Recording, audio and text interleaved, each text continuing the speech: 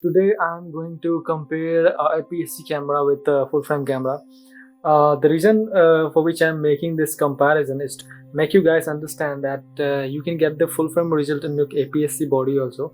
You have to be careful about the lens that you select for your APSC body. So today I'm going to compare this full frame camera with the 70 to 200 lens that normally people would use for candid photo shoot or a portrait photo shoot. This is the widely used lenses for a full frame camera. So now let's compare with the APS-C body. Now the reason I'm making this comparison is for obvious reason, because most of the people are switching to mirrorless camera because of its a small form factor and it is very lightweight. So it's a mirrorless. So here we have a mirrorless camera, which is APS-C camera. So it's a cheaper camera than the full frame. It comes in around I guess $1,000, and the price of this full frame camera, which is D750, Nikon D750 with the 7200, it will cost you somewhere around $3,000. So the difference is relatively very wide. The reason for making today's video is to make you guys understand that if you want a lens for a portrait and you want the same result of 7200 in the APS-C body, which is the most important thing which I'll be talking in this video. So here you can see that with this APS-C body of A6300, I have a lens of 30mm 1.4. If you multiply this 30mm 1.4 with the full frame equivalent, it goes to somewhere around 49 or 45mm 1.8 or 1.9. So now I'm going to show you one more thing. Just hang on. I have with me a special lens. This lens is from Samyang. So I would show you the lens, and also I would show you the results which I have shot in a candid photo shoot, and it's a portrait. So I will share you the images, and I will walk you through all the images that I shot and edited with this lens, and the results are awesome.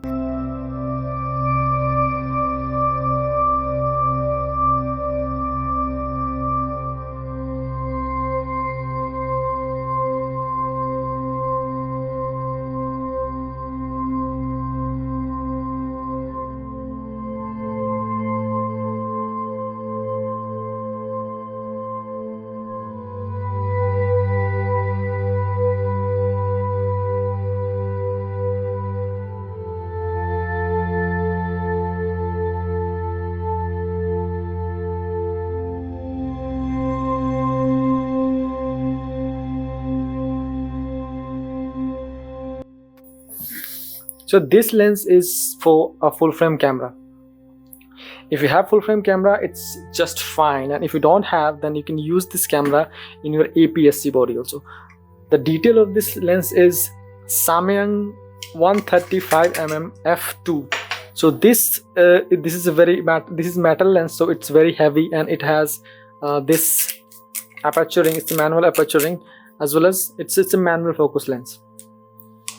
And this is designed for Sony, and you can get the Canon variant as well as Nikon variants are also available. This is 135mm f2.0. So let's say this is 135 for a full frame camera, and if you want to use it in an APS-C body, the cost of this lens is somewhere around $500. So this is $500, and the body of this APS-C body of this A6300 is $1,000. So $1,500 combo. These two camera and lenses can give you the similar result of a full frame 750 with the 70 to 200 2.8. If you use this lens in this crop body, it gets multiplied by 1.5 because of its sensor size, which is 1.5 times cropped than the full frame. So now it is 135 mm for 2.0. So when you use this lens on 6300, it goes 200 mm f2.9 or maybe 3. So the focal length that you get in a full frame camera is 200 mm f2.8, and here you get with this APS-C body and the combo of this lens, it gives you a focal length which is equivalent to 200mm f2.9 or 3. So the results are really awesome. You will not be able to differentiate these two images if I show you one by one, and you'll be surprised that the results are very similar.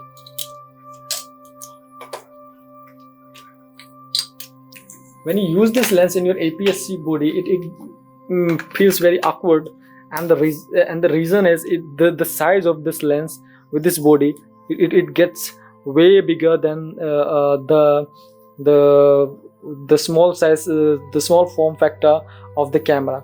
This lens is not actually meant for APS-C size camera. If you want my honest opinion, then I would say one more thing, that the result of this Samyang with this A6300 combo, this lens gives you sharper image than the Tamron 2.8 lens.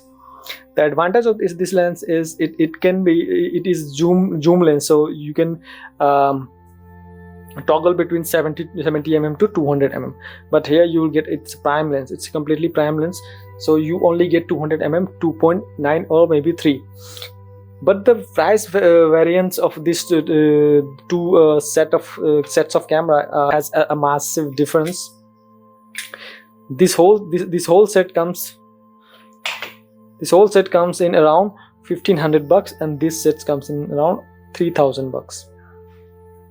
And now I will show you some images which is shot by this set, and you'll be able to see the results on your own, and you can make a judgment, and you can decide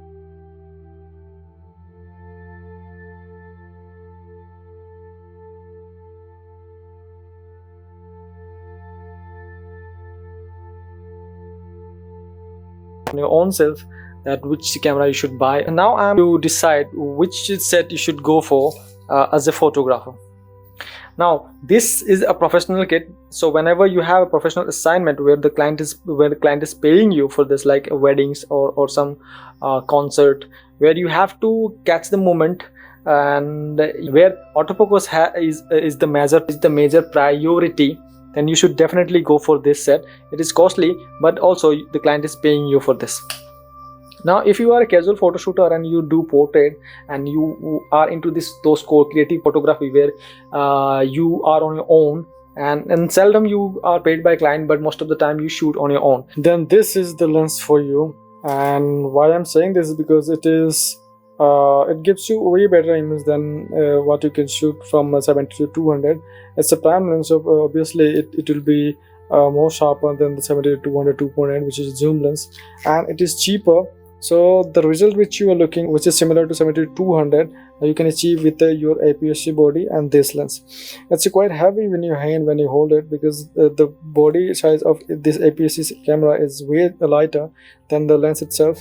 So maybe you need some gimbal, or maybe you need some crane or some adjustment to be made, because you can rig it out if you want.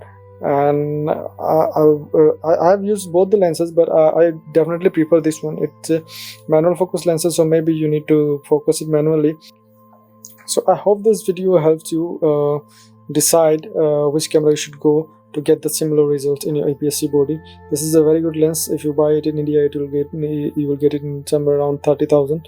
So this is a very recommended lens. I love to use it, and I love to use this more than my 70 to 200. If it is not a professional assignment, I definitely go out to shoot with this lens. It's a very, very pleasing experience. So if you really like this review, then definitely check out my other review as well, and you can ask me any question in the comment box also. And please feel free to subscribe, and my channel is very new, so maybe your support will help you